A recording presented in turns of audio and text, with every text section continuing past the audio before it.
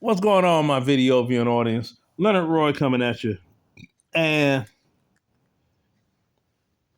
boy, when it comes to saying no, I don't have a problem saying no, but it's a whole bunch of other people that had a problem with saying no to the wrong thing.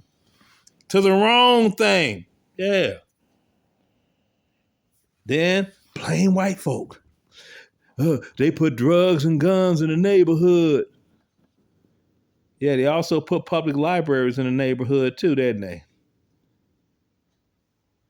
Stop me when I lie, especially about Chicago. Especially about Chicago. Because where I grew up, it's two nearbys. It was two within walking distance public libraries. The one on 76th Street was closer than the one at Hamilton Park. On the south side, Inglewood. So, What? What? Eh? Yeah. Then you get, man, I had to sell dope to feed my family. Now, these are people that I knew back in the day, after I got out the Army and came back to, visit family members. Like, you were selling dope to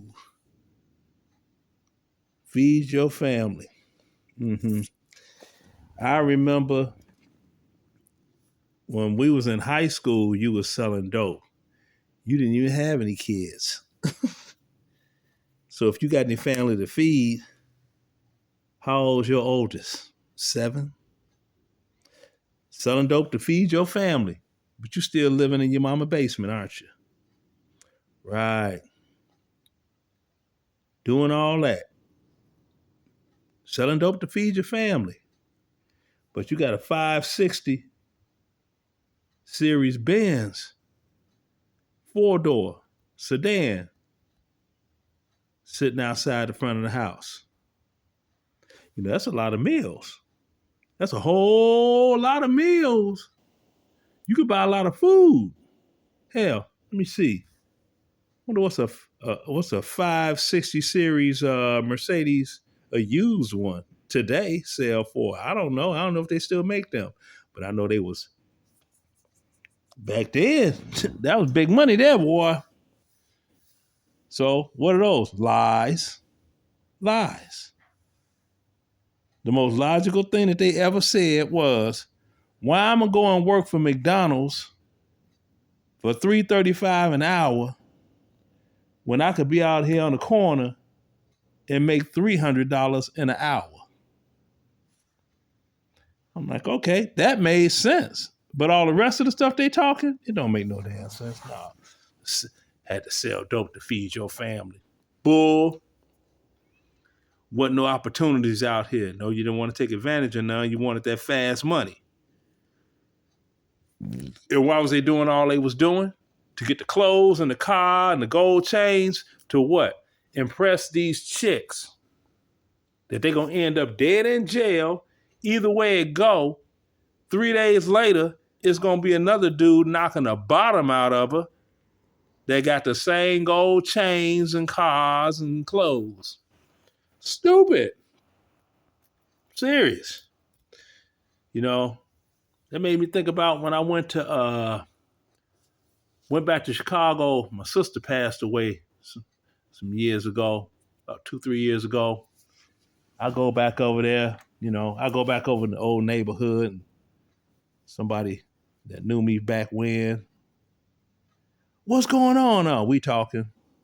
This dude talking about he just got out a couple of weeks ago. He did 30 years. I'm just looking at him like, you did 30 years in prison. Now, I don't know why, and I don't care why. All I know is I had a son that was 31. So he done grew up a whole life. I done watched a whole life grow up and all of that for the time that he been in a cage.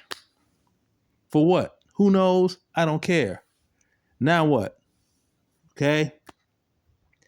Now, you in your late 50s, what are you going to do? What you going to do? It's hard enough for people in their late 50s going on 60s that don't have any type of criminal background to get hired on a job. And this one here with a,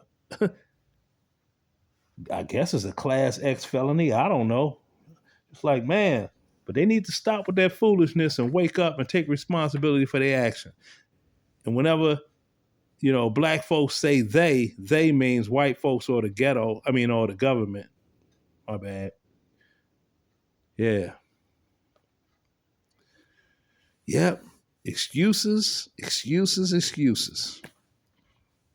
All day long, and they don't want to hear them. Deuces.